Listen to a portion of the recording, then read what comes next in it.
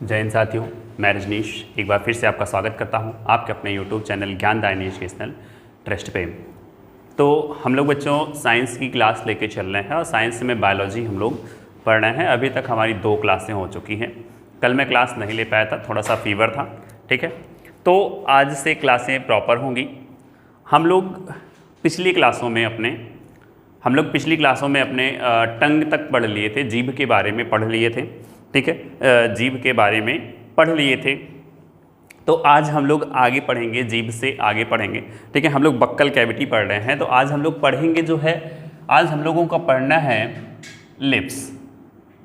क्या पढ़ना है? लिप्स, जिसे कहते हैं ओंठ। अब देखिए यहाँ से एक क्वेश्चन पेपर में बना है, ठीक है। यहाँ से एक क्वेश्चन पेपर में बना है, क्या ये ऑयली है? ठीक है, क्या ये ऑयली है? तो आप कहेंगे कि सर ये ऑयली नहीं होता है, ठीक है। ये ऑयली नहीं होता है। शरीर का एक ऐसा अंग है जो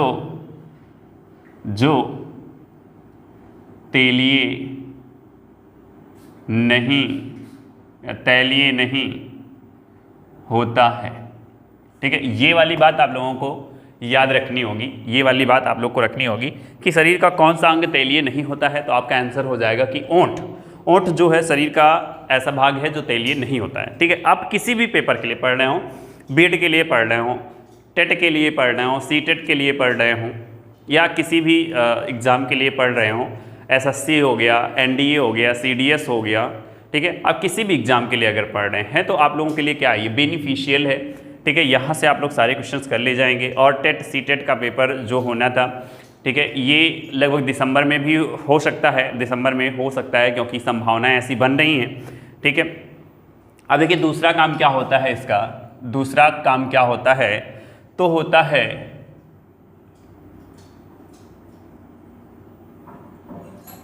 लुब्रिकेंट फूड को बाहर नहीं आने देता है, ठीक है। लुब्रिकेंट फूड को बाहर नहीं आने देता है, या हिंदी में कह सकते हैं भोजन को बाहर नहीं आने देता है, ठीक है। ये वाली बात आप लोग को समझ लेनी है, ठीक है। विशेष जो हमारा यहाँ पे इम्पोर्टेंट है वो ये है कि ओंठ जो होते हैं आपके तैलीय नहीं होते हैं, ओंठ जो होते हैं वो आपके तैलीय नहीं होते हैं। ये वाली बात आप लोग को समझ लेना है। और बाकी तो ये तो आप जानते ही हैं कि जो ये आपके लिप्स हैं ये किस काम आते हैं, ठीक है। ये लिप्स है किस काम आते हैं आप लोग जानते हैं, और ज़्यादा बताने की आवश्यकता इसमें नहीं है। तो इतना काफ़ी है लिप्स के बारे में। आगे हम लोग देखते हैं तीत के बारे में, ठीक। तीत के बारे में हम लोग जानेंगे। किसके बारे में? तीत के बारे में जानेंगे। तीत का मतलब क्या होता है आप लोग जानते हैं हिंदी में। तीत मतलब दांत, ठीक है। तो यहाँ से सबसे पहला क्वेश्चन क्या पूछा जाएगा कि तीत के अध्ययन को क्या कहते हैं? तीत के अध्ययन को क्या कहते हैं? तो क्या कहते हैं?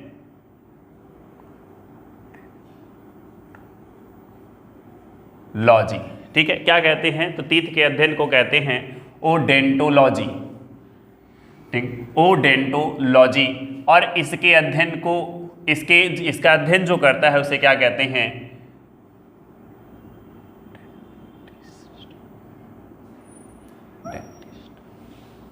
क्या कहते हैं? डेंटिस्ट कहते हैं, ठीक है। इसके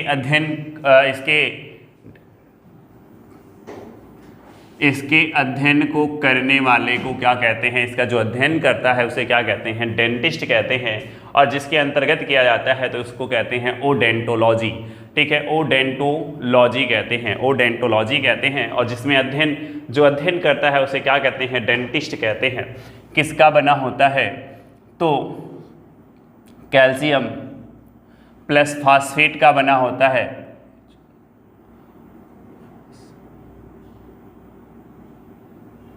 फॉस्फेट का बना होता है। लगभग कितने परसेंट होता है इसमें? ये दोनों, तो इसमें होते हैं 98%, ठीक है। इसमें फ्लोरीन की भी मात्रा कुछ परसेंट में होती है, फ्लोरीन की भी मात्रा होती है, ठीक है। और यहाँ पे एक चीज़ और देखिए, अगर हम लोग अस्थि की बात करें, बोन्स की बात करें, तो बोन्स में जो होता है कैल्शियम, ठीक है, कैल्शियम जो होता है वो होता है आपका 62%। कैल्शियम जो होता है आपका होता है 62%। ठीक है, कैल्शियम जो होता है 62% होता है। और अगर प्रोटीन की बात करें, ठीक है, प्रोटीन की अगर बात करें तो प्रोटीन कितना होता है, 38% होता है। अब जल्दी से आप लोग बताएंगे कि सर ये जो है बोन्स ज़्यादा मजबूत होंगे कि टीथ ज़्यादा मजबूत होंगे, कैल्शियम की मात्रा किस में ज़्यादा है। ठीक है, कैल्शियम की मात्रा किस में ज़्यादा है, आप बताएंगे कि बोन्स में ज़्यादा है कि टीथ में ज़्यादा है। जल्दी से बताएंगे आप लोग, जल्दी से कमेंट करिए। चलिए मैं इसको, ये लिखा गया है प्रोटीन, नहीं तो कुछ लोग बाद में कहोगे कि सर पता नहीं क्या लिख दिए हैं, ठीक, पता नहीं, तो ये क्या है, प्रोटीन। अब अगर हम लोग दांत के बारे में और जानते हैं, ठीक है, दांत के बारे में और जानते हैं, तो जो दांत है जीवन में 2 बार आता है, जीवन में 2 बार आता है। ठीक, एक जो दांत होता है वो क्या होता है, स्थायी होता है, और दूसरा दांत जो होता है अस्थायी होता है। एक स्टेबल होता है और एक अनस्टेबल होता है। अनस्टेबल वाले दांत को हम लोग कहते हैं मिल्क टीथ, अनस्टेबल वाले दांत को हम लोग क्या कहते हैं, मिल्क टीथ, और स्टेबल वाले दांत को हम लोग क्या कहते हैं, स्टेबल दांत कहते हैं। ठीक है, स्थायी दांत कहते हैं, उसमें कोई बड़ी बात नहीं है। ठीक, तो यहाँ पर देखिए ये क्या है, एक होता है अनस्टेबल और एक होता है स्टेबल। मतलब एक होता है अस्थाई और दूसरा होता है स्थाई। ठीक है, एक होता है अस्थाई और दूसरा होता है अस्थाई। आप इसे मिल्क टीथ भी बोल सकते हैं। ठीक, इसकी संख्या कितनी होती है, तो इसकी संख्या होती है 20 और इसकी संख्या होती है 32। ये ज़िंदगी में एक बार आते हैं और ये ज़िंदगी में 2 बार आते हैं। ठीक है, जब ये वाले गायब होते हैं तब ये वाले आते हैं, तब ये वाले स्थायी हो जाते हैं, ये वाले स्थायी हो जाते हैं। अब देखिए और एक बात आगे जानते हैं, चूँकि दांत, ये जो दांत हैं एक समान नहीं होते हैं। ठीक है, एक समान नहीं होते। ठीक है, एक समान नहीं होते हैं, इसलिए इन्हें क्या कहा जाता है, जल्दी से आप लोग बताइएगा। इसलिए इन्हें क्या कहा जाता है, आप लोग जल्दी से बताइएगा, कमेंट करके जल्दी से बताइए, मैं आप लोगों को कमेंट देख रहा हूं। तो क्या होता है, हेट्रोडोंट। क्या कहते हैं, इसे कहते हैं हेटेरोडोंट। हिंदी में कहेंगे विषम बारदंती। हिंदी में क्या कहेंगे, इसे विषम बारदंती कहेंगे। ठीक है, हेटेरोडोंट, इसे हम लोग क्या कहेंगे, विषम बारदंती कहेंगे, विषम बारदंती कहेंगे। चलिए दूसरी बात अगर हम लोग करते हैं, दांत जो होते हैं ज़िंदगी में मैंने कहा 2 बार आते हैं। ठीक है, एक बार क्या होता है, मिल्क टीथ होता है, एक बार स्टेबल होता है। ठीक है, ज़िंदगी में 2 बार आते हैं। कितनी बार आते हैं, 2 बार आते हैं, इसलिए इसे हम लोग क्या कहते हैं, डाइफोडोंट। क्या कहते हैं, डाइफोडोंट। हिंदी में कहते हैं द्विबार, हिंदी में कहते हैं द्विबारदंती। डाइफोडोंट हिंदी में कहते हैं द्विबारदंती। ठीक, द्विबारदंती डाइफोडोंट। और इसके बाद अगर हम लोग कहते हैं कि ये लोग, ये दांत जो होते हैं मसूड़ों में धंसे रहते हैं। ठीक है, मसूड़ों में धंसे रहते हैं, इसलिए इन्हें क्या कहते हैं, इसलिए दांत को क्या कहते हैं, थेकोडोंट। क्या कहते हैं, थेकोडोंट कहते हैं। और हिंदी में कहते हैं, थेकोडोंट को हिंदी में कहते हैं गर्तदंती। क्या कहते हैं, गर्तदंती। ठीक, गर्तदंती कहते हैं। अगर मैं यहाँ पे दांत के स्ट्रक्चर को बनाऊँ, अगर मैं दांत के स्ट्रक्चर को यहाँ पर बनाऊँ, तो दांत का जो स्ट्रक्चर है कुछ इस तरीके से है। ठीक है, दांत का जो स्ट्रक्चर है वो कुछ इस तरीके से है। जल्दी से देखेंगे आप लोग, दांत का जो स्ट्रक्चर है वो कुछ इस तरीके से होता है।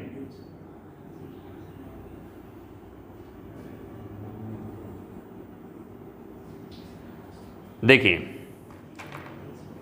आप लोग एकदम ध्यान से समझिएगा, ये आपके हैं जेम्स मसूड़े, और ये मसूड़ों में मैं जो ये वाला पार्ट बना रहा हूँ, ये वाला जो पार्ट बना रहा हूँ, ये वाला जो पार्ट है, इसे हम लोग क्या कहते हैं? तो इसे हम लोग कहते हैं,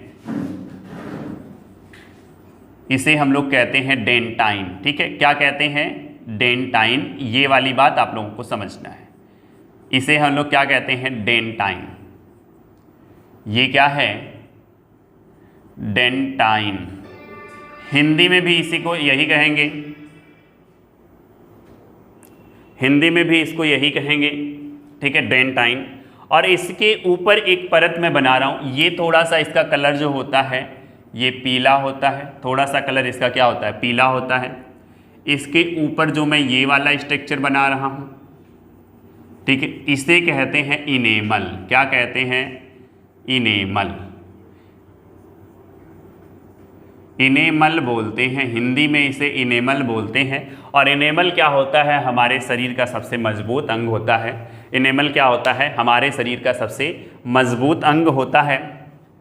और ये वाला जो भाग है, ये वाला जो भाग है, ये मसूड़ों के अंदर धंसा रहेगा। ठीक है, मसूड़ों के अंदर क्या रहता है? धंसा रहता है। इसलिए मसूड़ों के अंदर धंसा रहता है, इसलिए इसे क्या कहते हैं? ये आपके दांत को मजबूती प्राप्त कर देता है। आप लोग देखे होंगे कि जब आप लोग का घर बनता है तो उसमें घर को जोड़ने के लिए, ईंटों को जोड़ने के लिए हम लोग किसका प्रयोग करते हैं? हम लोग किसका प्रयोग करते हैं? तो आप कहेंगे सर सीमेंट का प्रयोग करते हैं मजबूती के लिए। तो इसका भी नाम क्या होता है? इस नीचे वाले भाग का नाम क्या होता है? सीमेंटम। ठीक है, सीमेंटम। हिंदी में भी यही कहेंगे, अंग्रेजी में भी यही कहेंगे। तो मैं एक में लिख दे रहा हूँ, दूसरे में आप लोग लिख लीजिएगा। ठीक है, इसे हिंदी में भी यही कहेंगे, इसको अंग्रेजी में भी यही कहेंगे। अब देखो यहाँ पे क्या होता है? रस धमनियाँ होती हैं। ठीक है, यहाँ पे धमनियाँ होती हैं। क्या होती हैं? वेसल्स होते हैं ब्लड जाने के लिए। तो दांत में ब्लड जाता है, दांत में खून जाता है, इसलिए दांत जो होता है वो जीवित माना जाता है। ठीक है, दांत जो होता है वो जीवित होता है। अगर ऐसे ही नाखून की अगर बात कर लें तो नाखून क्या होता है? आपका मृत होता है। ठीक है, नाखून क्या होता है? आपका मृत होता है। जो नाखून आपकी उंगली से बाहर निकल आते हैं उनकी बात कर रहा हूँ। बाल की अगर बात करें तो बाल भी मृत होता है, लेकिन दांत की अगर बात करें तो दांत में अगर ब्लड जाता है तो इसलिए क्या होता है? हमारे शरीर का लिविंग्स में आता है। ठीक है, हमारे शरीर में क्या आता है? शरीर में किसके अंतर्गत आता है? तो लिविंग्स पार्ट के अंतर्गत आता है। ये बात आप लोगों को समझ लेनी है। ठीक है, ये बात आप लोगों को समझ लेनी है। तो हमें उम्मीद है कि आप लोगों को ये चीज़ें समझ में आई होंगी। अब देखिए यहाँ पे हम लोग और एक समझते हैं कि हमने क्या कहा? फ्लोरीन। तो यहाँ पे जो होता है फ्लोरीन, ठीक है, फ्लोरीन के कारण आपके दांत का कलर कैसा होता है? तो आपके दांत का कलर क्या होता है? सुनहरा। ठीक है, सुनहरा होता है, मतलब चमकता है, या कुछ कह सकते हैं हल्का पीला। ठीक है, किस कलर का होता है? हल्का पीला। तो अगर आपका दांत हल्का पीला है तो आप टेंशन ना लीजिए, आपका दांत बेहतरीन क्या है? बेहतरीन क्या है? बेहतरीन है, स्वस्थ है। लेकिन अगर आपके दांत में पीला रंग बहुत ही ज़्यादा है तो इसका मतलब समझिए आप ब्रश नहीं करते हैं, बेकार हैं आप। क्या हैं? बेकार हैं आप, ब्रश नहीं करते, ब्रश किया करिए।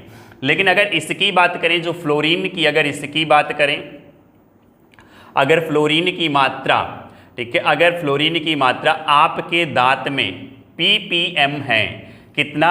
1.5 ppm है पार्ट पर मिलियन। 1.5 ppm है पार्ट पर मिलियन। तो आप कहेंगे आपका दांत कैसा है? स्वस्थ है। ठीक है, आपका दांत कैसा है? स्वस्थ है। अगर लेकिन यहीं पे बात करें कि क्या है? ग्रेटर देन 1.5 है। ठीक है, यानी कि 1.5 से क्या है? ज़्यादा है, तो आपके दांत में फ्लोरोसिस, ठीक है, आपके दांत में फ्लोरोसिस नामक रोग हो गया है। ठीक है, क्या हो गया है? फ्लोरोसिस नामक रोग हो गया है, जिसे हम लोग क्या कहते हैं? जिसे हम लोग कहते हैं कि इसका दांत एकदम ज़्यादा पीला है, तो इसके दांत में कौन सी बीमारी है? तो फ्लोरोसिस नामक बीमारी है। ठीक है, फ्लोरोसिस नामक बीमारी है। अब देखिए ये बीमारी आने का कारण क्या है, जब आपके दांत के ऊपर का जो इनेमल है इसका क्षरण होने लगेगा, इसका क्षरण होने लगेगा, तब आप समझ लीजिएगा कि आपके दांत में ये वाली बीमारी हो सकती है, ये वाली बीमारी हो सकती है। आप देखिए पहले के लोगों का दांत जो होता था काफ़ी दिनों तक चलता था, ठीक है, काफ़ी मजबूत होता था, क्योंकि वो लोग केमिकल युक्त टूथपेस्ट का प्रयोग नहीं करते थे, केमिकल युक्त टूथपेस्ट का प्रयोग नहीं करते थे। अब हम लोग क्या है, टूथपेस्ट उठाए और मंजन लिए, लग गए घिसने में दांत कि मेरा दांत चमकेगा। 5 minute, 10 minute, 15 minute, 20 minute, 25 minute तक हम मंजन ही कर रहे हैं अच्छी तरीके से, टूथपेस्ट को लेकर दांत को घिस रहे हैं, तो क्या होगा, इनेमल का क्षरण होगा। पहले में क्या होता था, दातून करते थे लोग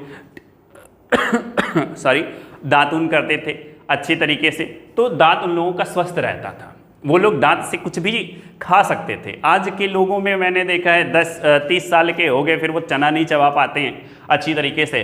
तो वो कारण क्या है, वो कारण यही है कि उनके दांत से इनेमल घट रहा है, और इनेमल घटने का ये भी कारण है कि आप लोग अपने दिनचर्या को सही नहीं रखते हैं, पेट में गैस बनेगा, एसिड बनेगी, तो एसिड अगर वापस मुंह से बाहर आ रही है तो एसिड क्या करता है, इनेमल का क्षरण करता है, एसिड भी इनेमल का क्षरण करता है। तो इसीलिए कहते हैं हम कि थोड़ा सा योगा वोगा कर लिया करो, प्रैक्टिस वगैरह योगा कर लिया करो, व्यायाम वगैरह कर लिया करो, ताकि आप लोग क्या हो जाओ, स्वस्थ हो जाओ।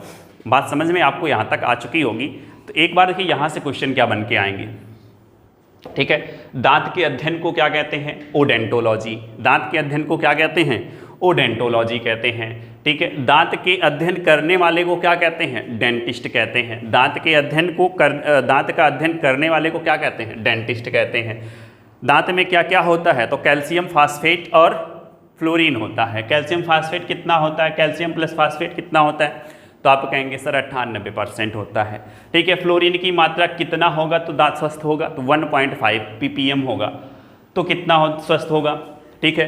दांत का कलर सुनहरा या पीला किसके कारण होता है, तो आप कहेंगे फ्लोरीन के कारण होता है। अगर नहीं है ऑप्शन तो किसके कारण होता है, डेंटाइन के कारण होता है। अगर ऑप्शन नहीं है तो डेंटाइन के कारण होता है। दांत की संख्या, स्थायी दांतों की संख्या कितनी होती है, तो 32। अस्थायी दांतों की संख्या कितनी होती है, 20। ये बच्चों में और ये बड़ों में, ठीक है। अगर हमारे दांत हमारे एक समान नहीं होते हैं, इसलिए दांत क्या कहलाता है, हेट्रोडोंटेट, ठीक है। हेट्रोडोंट कहता है, हिंदी में कहेंगे विषम बार दंती। अगर दांत 2 बार आते हैं तो उसे हम लोग क्या कहते हैं, डाइफोडोंट, द्विबार दंती। अगर मसूड़ों में दांत धंसे रहते हैं तो इनको क्या कहते हैं, थेकोडेंटेट, गर्तदंती, ठीक है। थेकोडेंटेट, गर्तदंती। आप लोग को बात यहाँ तक समझ में आई होगी, ठीक है। आप लोग को बात यहाँ तक समझ में आई होगी। शरीर का सबसे मजबूत भाग क्या है, इनेमल। दांत कैसा होता है, जीवित अजीवित होता है, जीवित होता है निर्जीव होता है, क्या होता है, तो आप कहेंगे जीवित होता है, ठीक है। सीमेंटम दांत के किस पार्ट को कहते हैं, तो मसूड़ों में धंसे हुए भाग को क्या कहते हैं, सीमेंटम कहते हैं। मसूड़ों में धंसे हुए भाग को क्या कहते हैं, सीमेंटम कहते हैं। बात आप लोग को यहाँ तक क्लियर समझ में आ चुकी होगी। तो हम लोग आगे बढ़ सकते हैं, ठीक है। हम लोग आगे बढ़ सकते हैं, मैं इसे रफ कर दे रहा हूँ। उसके पहले आप लोग क्या कर लीजिए, स्क्रीनशॉट ले लीजिए, हम लोग फिर आगे बढ़ते हैं।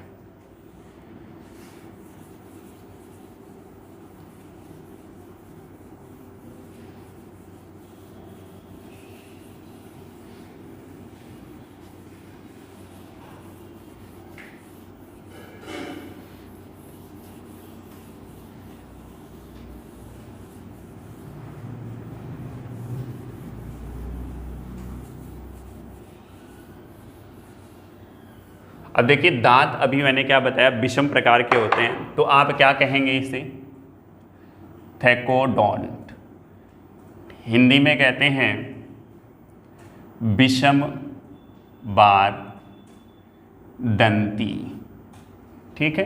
तो ये कितने प्रकार का होता है, तो आप लोग जानते हैं कि सर ये 4 प्रकार का होता है, ठीक है।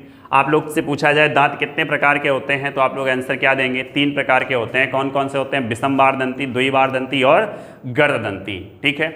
क्या कहते हैं, थेकोडेंटेट, डाइफोडेंटेट और थेकोडेंटेट, डाइफोडेंटेट और क्या होते हैं, हेट्रोडेंटेट। हेट्रोडेंटेट देखो गलत लिख दिया ना मैंने, ये क्या होगा, विषम बार दंती किसे कहते हैं, विषम बार दंती हेट्रोडोंट को कहते हैं, ठीक है, हेट्रोडोंट को कहते हैं विषम बारदंती। मिस्टेक हो गया था, चलिए कोई बात नहीं है। अब देखिए ए, बी, सी और डी। अब देखिए ए क्या होता है? इंसाइजर। ए क्या होता है? इंसाइजर।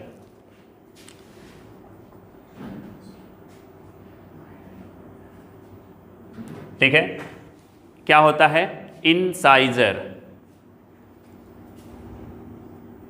इंसाइजर की हिंदी क्या होती है? तो आप कहेंगे कृंतक। इंसाइजर की हिंदी क्या होती है? कृंतक। फिर क्या होता है आपका? कैनाइन। इसकी हिंदी क्या होती है? रदनक। फिर आपका होता है प्रीमोलर। फिर क्या होता है? प्रीमोलर।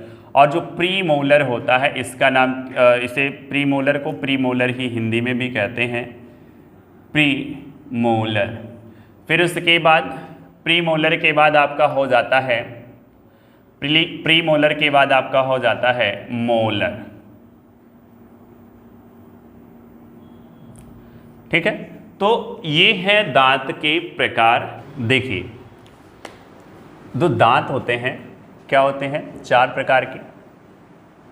आपका पहले देख लीजिए इंसाइजर, दूसरा कैनाइन, और तीसरा जो होता है प्रीमोलर, और चौथा होता है आपका मोलर। ठीक है, चौथा जो होता है आपका होता है मोलर।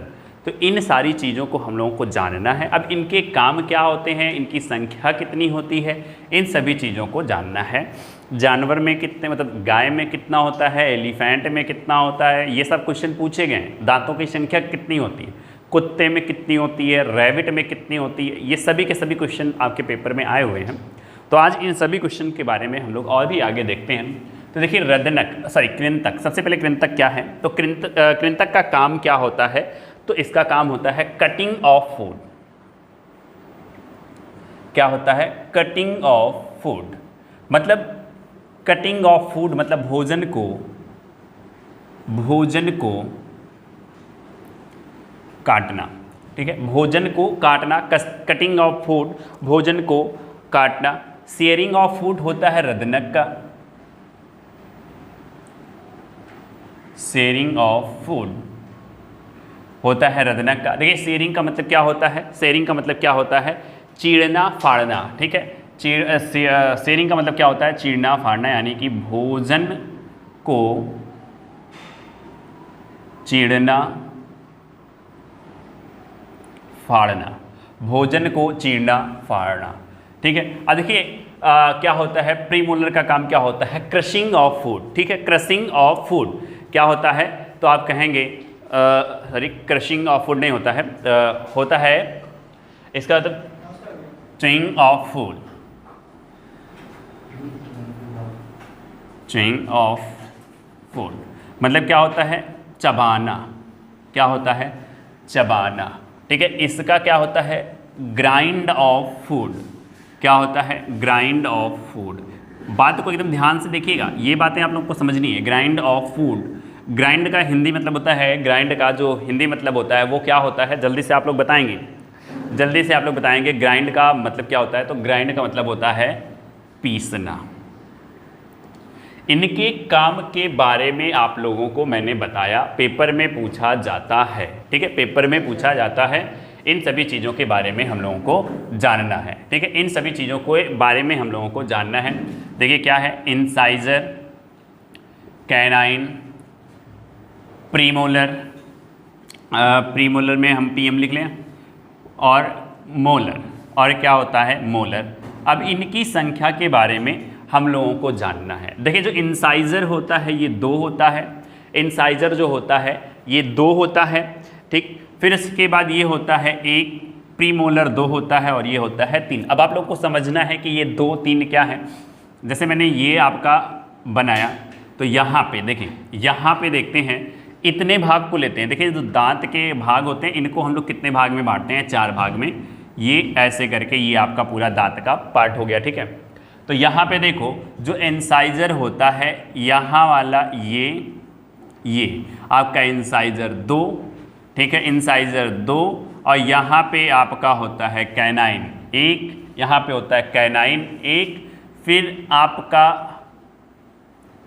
प्रीमोलर 2 और फिर आपका क्या कहते हैं मोलर जो है, मोलर कितना हो जाता है आपका 3। अब यही चीज़ आपका इधर होगा और यही आपका इधर होगा, यही आपका इधर होगा। अगर ऐसे में करें तो सभी में मल्टीप्लाई 4 कर दीजिए तो निकल के आ जाएगा। यानी कि कृंतक की अगर बात करें तो 4 गुना 2, ठीक है, 4 गुना 2 कितना हो जाएगा, तो आप कहेंगे सर कितना हो जाएगा 8, कितना हो जाएगा 8 हो जाएगा। अब बात करें इसको 4 से मल्टीप्लाई करेंगे, ठीक है, इसको 4 से मल्टीप्लाई करेंगे तो कैनाइन की संख्या कितनी होती है हमारी 4 होती है। प्रीमोलर की बात करेंगे तो प्रीमोलर गुणे 4 यानी कि कितना हो गया 8। प्रीमोलर की संख्या भी कितनी होती है 8। और बात करें,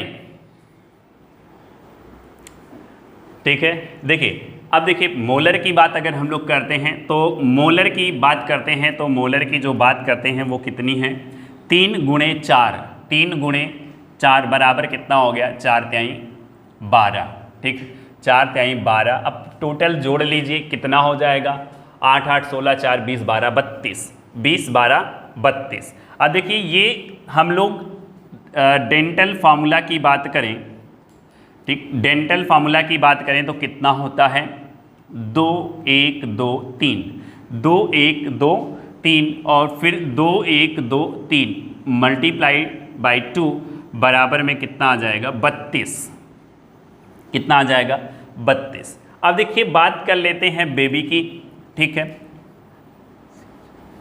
चाइल्ड।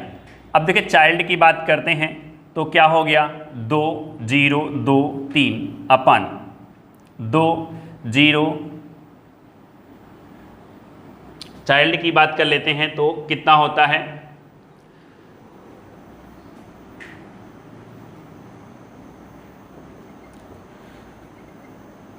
2 1 0 0 2 2, ये होता है, ठीक है, ये होता है चाइल्ड का।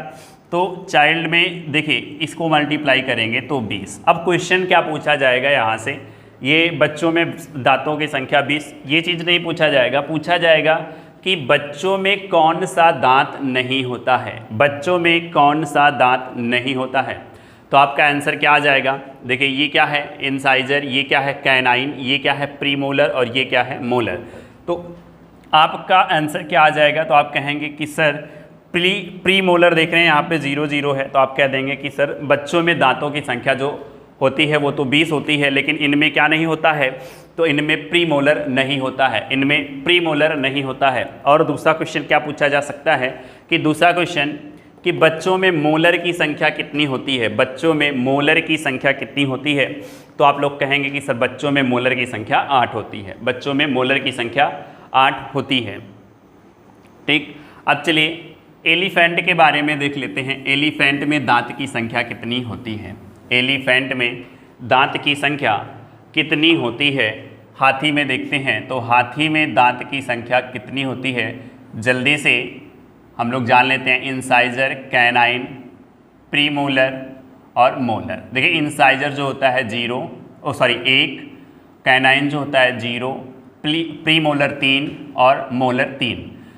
अब देखिए ऊपर वाले जबड़े में तो एक इंसाइजर होता है, लेकिन नीचे वाले जबड़े में इंसाइजर नहीं होता है, ठीक है, नीचे वाले जबड़े में इंसाइजर नहीं होता। अब इसी को 2 से मल्टीप्लाई कर दो तो क्या आ जाएगा 3 3 6 7 और 7 3 10, 3 13, तो कितना हो गया 26। तो इसमें दांतों की संख्या, हाथी में दांतों की संख्या कितनी होती है 26। जल्दी से आप लोग कमेंट करके बताइए कि जो हाथी के बड़े वाले दांत होते हैं, जो हाथी के बड़े वाले दांत होते हैं वो कौन से होते हैं, इंसाइजर होता है कि कैनाइन होता है, इंसाइजर होता है कि कैनाइन होता है। जल्दी से आप लोग आंसर बताइए, जल्दी से आप लोग आंसर बताइए। तो आप लोग कहेंगे सर इंसाइजर होता है, ठीक है। तो हाथी का जो बड़ा दांत होता है, हाथी का बड़ा दांत जो होता है वो कौन होता है, तो वो आपका इंसाइजर होता है। और कौन सा इंसाइजर होता है, तो ऊपरी वाला, ठीक है, ऊपरी जबड़े में उपस्थित इंसाइजर होता है, क्योंकि निचले वाले जबड़े में इंसाइजर नहीं होता है, क्योंकि निचले वाले जबड़े में इंसाइजर नहीं। एक बार क्वेश्चन ये भी पूछा कि हाथी के ऊपरी वाले जबड़े में, हाथी के ऊपर वाले जबड़े में कितने होते हैं दांत, ठीक है, हाथी के ऊपर वाले जबड़े में दांतों की संख्या कितनी होती है? तो आप लोग कहेंगे सर 1 3 4 3 7 और 7 दूनी 14। तो ऊपर वाले जबड़े में 14 और नीचे वाले जबड़े में कितना होता है? 12, ठीक है, ऊपर वाले जबड़े में 14 और नीचे वाले जबड़े में 12 होता है। ये बात आप लोगों को समझनी, ये बात आप लोगों को समझ लेनी है। चलिए, हाथी की हो गई, हाथी के दांत की संख्या हो गई, तो और कुछ दांतों की संख्या हम लोग पढ़ लेते हैं, जैसे रैबिट, ठीक है, रैबिट के दांतों में रैबिट के कितने दांत होते हैं, इसके बारे में हमें जानना है। तो देखिए, ये इंसाइजर, कैनाइन, प्री मोलर और मोलर। जल्दी से आप लोग कमेंट करके बताइए, तब मैं आपको बताता हूँ कि इनके दांतों की संख्या कितनी होती है। जल्दी से आप लोग कमेंट करिए।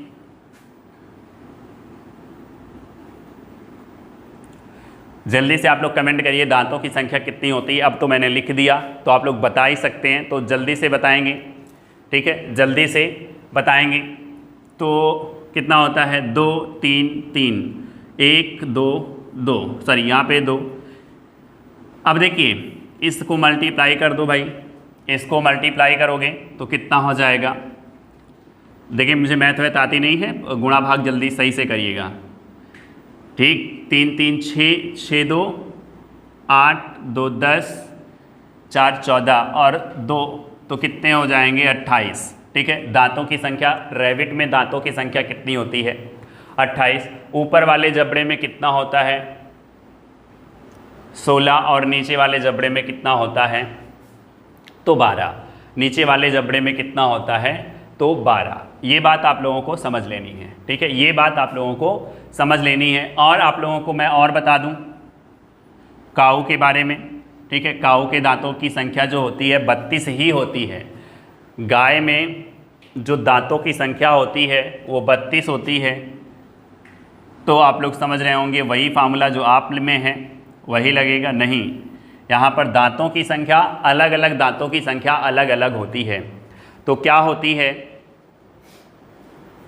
तो इनके ऊपरी जबड़े में ना तो इंसाइजर होता है, ना तो कैनाइन, और प्री मोलर 3 होता है और मोलर भी 3 होता है। और नीचे वाले जबड़े में अगर बात करें, नीचे वाले जबड़े में बात करें तो इंसाइजर की संख्या 3, कैनाइन की संख्या 1 और मोलर और प्री मोलर की संख्या 3 3 होती है। तो इसे 2 से मल्टीप्लाई करें तो कितना आ जाएगा? 32। तो काऊ में 32 होती है। अब चलो एक और ले लो, डॉग, ठीक है, डॉग, कुत्ते में दांत की संख्या कितनी होती है? जल्दी से, इनमें कुछ ज़्यादा ही होता है, ठीक है, इनमें कुछ ज़्यादा ही होता है। Incisor, canine, premolar, molar. आप लोग एक बात ध्यान से जान लीजिएगा कि यहाँ से क्वेश्चन पूछे जाते हैं कि गाय में, गाय के ऊपरी जबड़े में कृंतक की संख्या कितनी होती है? 3 1 2 0। तो आपका आंसर कितना हो जाएगा? सर 0। कितना हो जाएगा? 0। तो कितना होता है इनका? 3 1 4 2 और 3 1 4 3, ठीक है, 3 1 4 3। बात आपको समझ में आई? आप इसे कैलकुलेट कर लीजिए, कितना हो जाएगा? मल्टीप्लाई 2 से कर देंगे, क्योंकि ऊपर नीचे लिख दिया हूँ, तो 2 और बचे हैं, उनको भी गुणा कर लेना है। तो कितने होते हैं? तो आप कहेंगे 42। कितने? 42।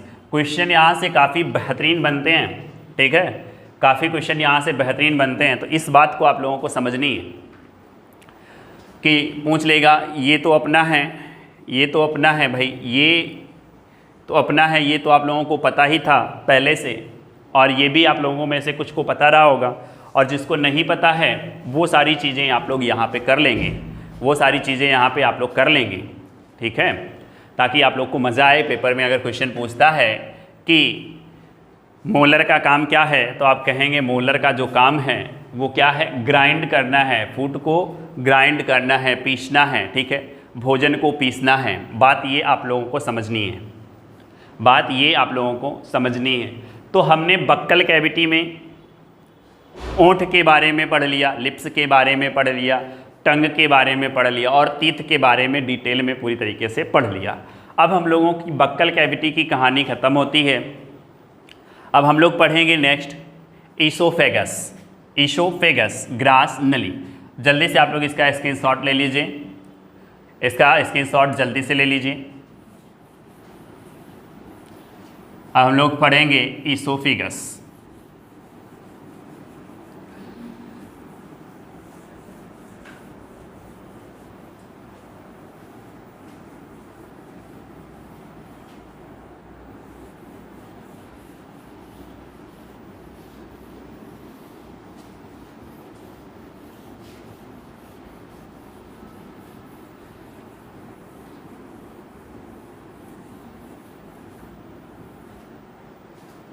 हम लोग पढ़ने चल रहे हैं ईसोफेगस। अब देखिए ईसोफेगस पढ़ेंगे, इसके बारे में जानते हैं।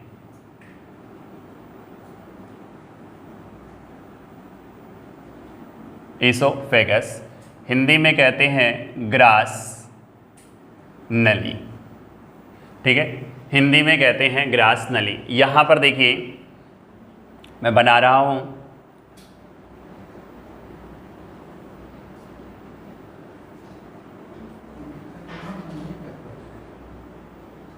ये इस प्रकार से आपका ये बन गया, ठीक, इस प्रकार से ये बन गया, ये आपका स्टमक और ये है आपका ईसोफेगस, जिसे हम लोग हिंदी में कहते हैं ग्रास नली। अब देखिए यहाँ ग्रास नली के ऊपर वाले भाग पे, ठीक, ग्रास नली के ऊपर वाले भाग पे यहाँ पे एक ढक्कन लगा होता है जिसे एपीग्लॉन्टिक्स कहते हैं, एपीग्लॉन्टिक्स कहते हैं, हिंदी में कहते हैं घाटी ढापन, ठीक है, हिंदी में क्या कहते हैं, घाटी ढापन कहते हैं। और इसके ऊपर एक जंक्शन होता है, ठीक है, इसके ऊपर एक जंक्शन होता है जिसे फेरिंक्स बोलते हैं, ग्रसनी बोलते हैं। क्या बोलते हैं, ग्रसनी बोलते हैं, ठीक, ग्रसनी बोलते हैं। तो ग्रसनी वाले जो पार्ट है, इससे हम लोग को काम जो आएगा ये श्वसन तंत्र में आएगा, वहाँ पे मैं इसे बेहतरीन तरीके से बताऊंगा। तो देखिए जो ये आपका ये भाग दिखाई दे रहा है, जब आप इसे हाथ से पकड़ते हैं तो आपको रिंग रिंग कुछ दिखाई देता है, ठीक है, ऐसे जब आप इसे ऐसे पकड़ेंगे तो इसके ऊपर ऐसे रिंग रिंग दिखाई देगा। तो आप कहेंगे सर यही वाला है क्या, तो ये वाला नहीं है, ये है श्वास नली और इसी के पीछे रहता है आपकी फूड पाइप, जिसे हम लोग ग्रास नाल कहते हैं, ठीक है, इसी के पीछे आपका रहता है फूड पाइप, जिसे हम लोग क्या कहते हैं, ग्रास नाल कहते हैं या ईसोफेगस कहते हैं, ठीक है, या इसे ईसोफेगस कहते हैं। अब बात आपको समझ में आ गई होगी कि ईसोफेगस क्या है। तो इसकी लेंथ की अगर बात करें, ठीक है, अगर इसकी लेंथ की बात करें, किसकी बात कर लें, लेंथ की बात करें तो लेंथ कितना होता है, 25 सेंटीमीटर, ठीक है, ये कितने लंबाई की होती है, 25 सेंटीमीटर। इसका दूसरा काम क्या होता है, ठीक है, इसका दूसरा काम क्या होता है, जल्दी से आप लोग बताएं। तो इसका दूसरा काम होता है connect stomach to buccal cavity, ठीक है, क्या करता है, कनेक्ट करता है किसे, connect stomach to the buccal cavity,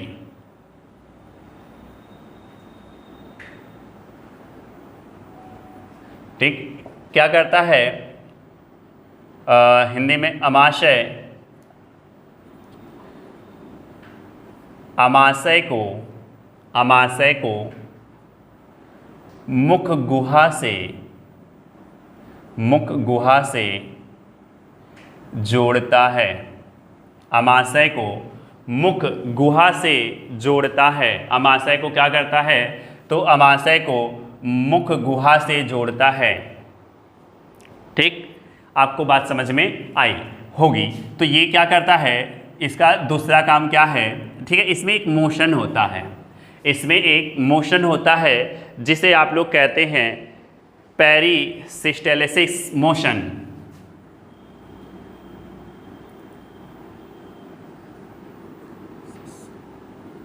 पेरिसिस्टेलिसिस motion, ठीक है, हिंदी में कहते हैं इसे, हिंदी में कहते हैं क्रमाकुंचन गति, ठीक, क्रमाकुंचन गति।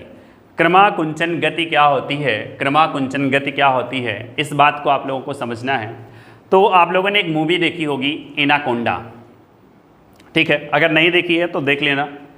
तो उसमें क्या करता है, जब जंगल में लोग जाते हैं उसको ढूंढने, एनाकोंडा को ढूंढने या पकड़ने, तो क्या करता है, वो इंसानों को निगल जाता है।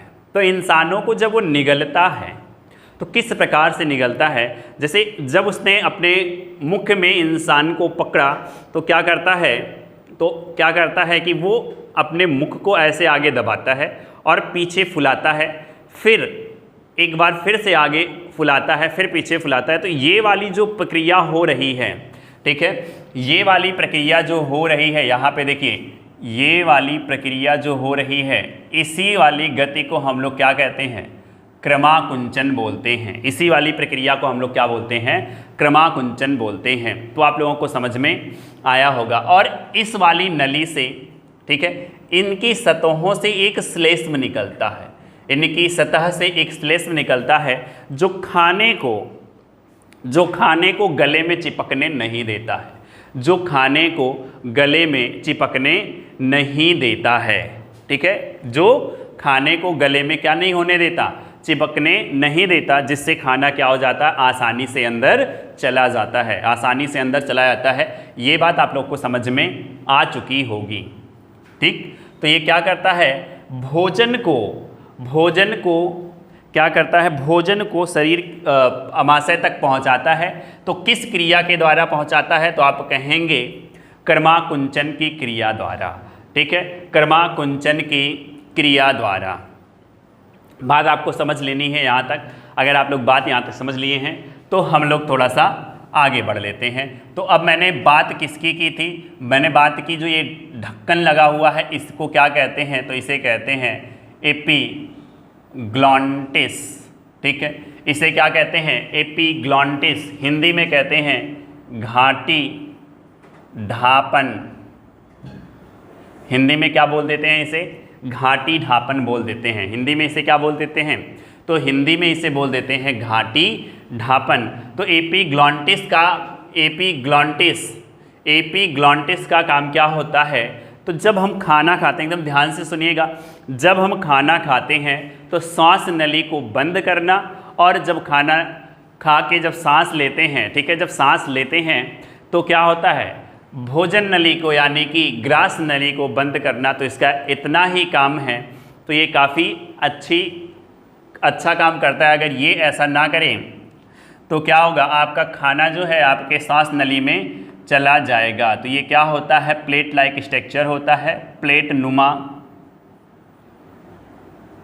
संरचना होती है। क्या होती है, प्लेट नुमा संरचना होती है। तो प्लेट लाइक स्ट्रक्चर होता है, तो इसका काम यही होता है, ठीक है।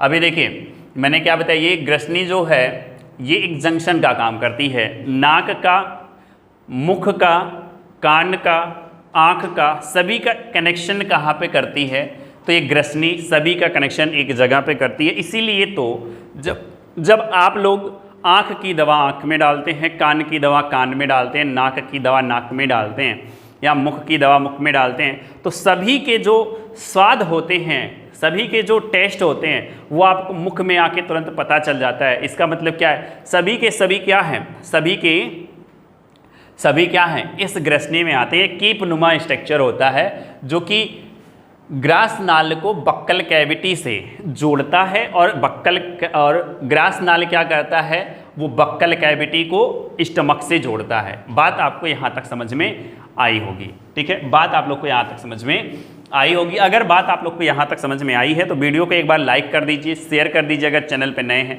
तो सब्सक्राइब कर लीजिए। और इसके आगे पढ़ने के लिए और इससे आगे पढ़ने के लिए आप लोगों को कल तक का इंतज़ार करना पड़ेगा। तो मैं कल की क्लास में आप लोगों का आमाशय पढ़ाऊँगा, इंटेस्टाइन पढ़ाऊँगा, ठीक है, और ग्लैंड के बारे में पढ़ाऊँगा। 2-3 दिन बाद आपकी क्लास लगभग 1 घंटा 15 मिनट की हो जाएगी। तब तक बने रहिए ज्ञानदायिनी के साथ, ताकि आपको मिलते रहें और अच्छी जानकारियाँ और अच्छे टॉपिक। और आप लोगों को एक अति महत्वपूर्ण सूचना देना चाह रहा हूँ कि अब आपके चैनल पे इंटर क्लास के बच्चों के लिए फिजिक्स की क्लास स्टार्ट कर दी गई है, जो 11th और 12th में है। जो आप लोगों के घर में 11th 12th के बच्चे हैं, उनको भी आप लोग हमारे चैनल को सब्सक्राइब करवा के और फ़ायदा ले सकते हैं उन बच्चों को भी, ताकि उन बच्चे भी इंटर में बोर्ड के पेपर में टॉप करें, ठीक है। जो सर पढ़ा रहे हैं संजीव मौर्य सर, ठीक, काफ़ी एक्सपीरियंस है उनको, तो इस हिसाब से वो आप लोग पढ़िए कि आप लोग को मज़ा आ जाए। और वो जो कह दें कि ये पेपर बोर्ड में आएगा, तो ये समझ लीजिए कि उसका 90% चांस है कि वो बोर्ड पेपर में आएगा, ठीक है। तो आप लोग जुड़िए और भी लोगों को जोड़िए। तब तक के लिए जय हिंद, जय भारत, बाय बाय।